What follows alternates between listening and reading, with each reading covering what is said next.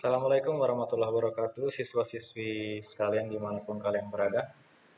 Sekarang kita masuk ke pertemuan ketiga, masih di bab pertama ya, tentang observasi. Sekarang kita menganalisis kebahasaan teks laporan hasil observasi, di mana tujuan kita di sini ada dua. Pertama, kita menganalisis kebahasaannya, kemudian kita membenahi kesalahan berbahasanya ya di dalam teks laporan hasil observasi di sini ya. Kemudian kita ada kata kunci di sini. Yang pertama, frasa verba atau frasa verba itu adalah gabungan kata, kata kerja ya. Kemudian ada frasa nomina, gabungan kata benda ya. Nomina itu kata benda.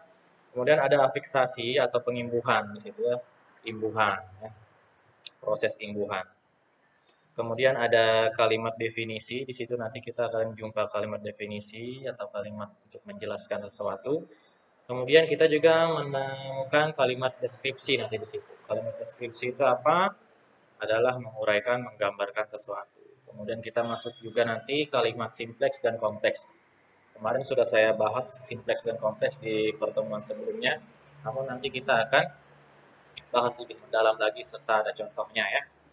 Sekarang kita langsung saja masuk ke menganalisis kebahasaannya. Di situ kita jumpa lagi kata serta frasa verba dan nomina. Yaitu di situ jenis kata dan kelompok kata, frasa, kata dan kelompok kata itu adalah frasa ya, gabungan kata. Yang dominan digunakan dalam sebuah teks laporan hasil observasi. Atau di situ ada verba ya, kata kerja. Dan nomina di situ kata. Ada lagi di situ istilah kata berbentuk morfem atau morfem bebas. Artinya adalah satuan bahasa terkecil dapat memiliki arti maupun tidak yang bersifat bebas. Jadi bisa berdiri sendiri. Contohnya seperti apa, Pak? Contohnya di situ kita bisa ambil contoh kata saya, kata duduk, kata minum, kata kursi. Jadi itu bisa berdiri sendiri ya. Nanti contoh lebih mendalamnya ada di halaman selanjutnya. Next, sekarang kita masuk ke contoh nomina atau contoh kata benda. Di situ kita ambil contoh wayang. Kemudian ada contoh frasanya. Contoh frasanya adalah arti dari wayang itu sendiri ya. Seni pertunjukan yang telah ditetapkan sebagai warisan budaya asli Indonesia. Arti lainnya sebagai pertunjukan bayangan boneka tersohor dari Indonesia. Kemudian sebagai sebuah warisan mahakarya dunia yang tidak ternilai dalam seni bertutur. Ya. Kemudian ada contoh lain dari nomina di situ yaitu UNESCO. Singkatan ya, atau artinya lembaga yang mengurusi kebudayaan dari PBB. Ada contoh frasa lain di situ para wali songo, penyebar agama Islam di Jawa dan wayang kulit. Gabungan wayang dan kulit kalau sudah digabung dia menjadi frasa. Kemudian kita masuk ke contoh verba atau contoh kata kerja ya. Di situ adalah menetapkan, disesuaikan, dibuat, berarti, merupakan, mengembangkan. Sedangkan contoh frasanya adalah sudah membagi, gabungan kata verba ya. Membagi itu adalah kata kerja, kata dasarnya bagi. Sebelum kita masuk ke contoh afiksasi, di situ kita afiksasi, kita tekankan lagi afiksasi itu tadi apa? Afiksasi adalah pengimbuhan ya. Proses terjadinya imbuhan. Contohnya di situ. Kata berjenis verba jika berubah menjadi nomina jika mendapat imbuhan. Contohnya kata minum ya. Minum itu verba, minum, meminum kata kerja ya. Kalau dia mendapat imbuhan an, dia menjadi nomina ya, minuman. Bukan lagi tidak menjadi kata kerja ya. Berubah jadi kata nomina, minuman, berbagai jenis dari minuman. Ini contoh lebih besarnya lagi dari afiksasi. Supaya tidak berlama-lama, kalian bisa pause video ini, bisa kalian baca dari mana jenisnya, imbuhannya, kata dasarnya ya. Di situ. Misalnya satu saya bacakan di situ disebut sudah mengalami imbuhan. Disebut itu berarti verba ya, menjadi kata kerja. Imbuhannya yang terjadi di situ adalah di, sedangkan kata dasarnya sebut ya. Contoh lain bisa kalian baca. Sekarang kita masuk ke kalimat definisi dan kalimat deskripsi. Kalimat definisi itu apa? Di situ contohnya ada wayang. Wayang adalah begini. Wayang adalah seni pertunjukan yang telah ditetapkan sebagai warisan budaya asli Indonesia ya. Sedangkan contoh dari kalimat deskripsi bisa kalian lihat adalah penguraian, penggambaran dari wayang itu sendiri. Contohnya di situ kalimatnya, wayang ini terbuat dari kulit kerbau yang ditata dan diberi warna sesuai dengan kaidah pulasan atau wayang ulasan wayang pendalangannya.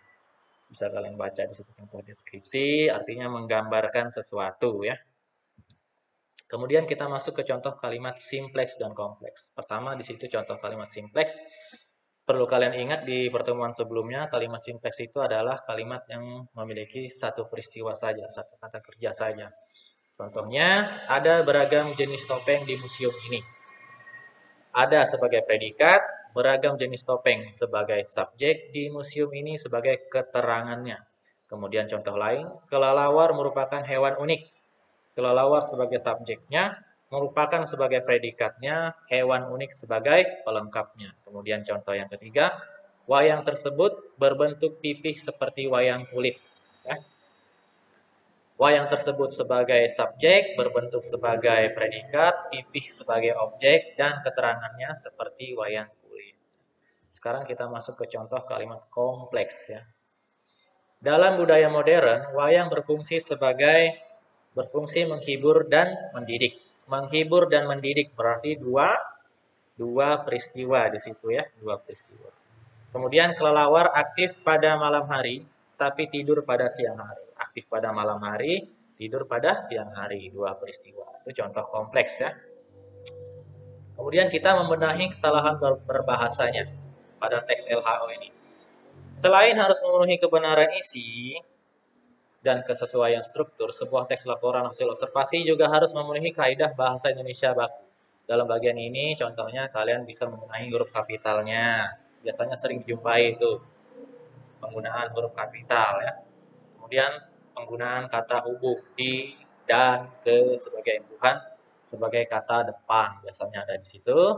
Nanti kita lihat di contohnya. Kemudian kita next dulu. Supaya kalian lebih paham, nanti kalian buka halaman 43. 43 di buku ini. Ini bukunya. Bisa kalian lihat ya. Bisa kalian download di Play Store. Download di Play Store. Kita masukkan halaman 43. Halaman 43 kita masukkan. 43. Jadi langsung ke konteks mengenai sampah ya. Halaman 43 konteksnya tentang sampah. Nanti kita kerjakan di situ dari paragraf tentang sampah tadi. Yang pertama, kalian analisis kebenaran kalimat dan definisinya. Apabila masih salah, benahilah sehingga menjadi benar. Benahilah penggunaan huruf kapitalnya juga yang masih salah sehingga sesuai dengan pedoman ejaan. Jadi kalian di sini harus download juga nanti buku EB ya. Ejaan Bahasa Indonesia, ada juga di Play Store. EB ya, EBI, Ejaan Bahasa Indonesia.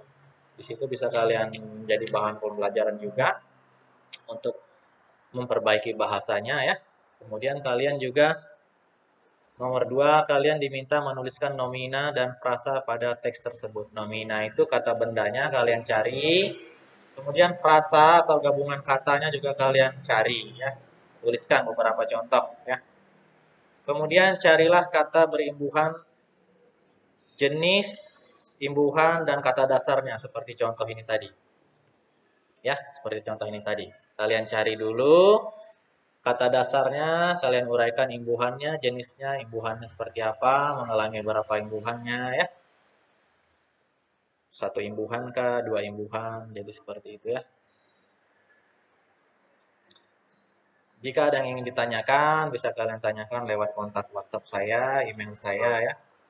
Kemudian ini untuk kelas yang mengikuti pembelajaran saya, tugasnya nanti kita seperti biasa, kita kumpul sekarang ke Classroom, langsung diupload di Classroom. Kalian tulis dulu di rumah, kalian foto, kemudian kalian upload ya, langsung upload ke Classroom. Ya. Analisis kebenaran kalimat definisinya, apabila masih salah, benahilah sehingga menjadi benar. Benahilah penggunaan huruf kapital. Di sini konteks sampah tadi sedikit aja, ada sekitar 3 paragraf ya. Kelihatan nggak? 3 paragraf. Nanti kalian buka setelah download bukunya. Halaman 43 ya.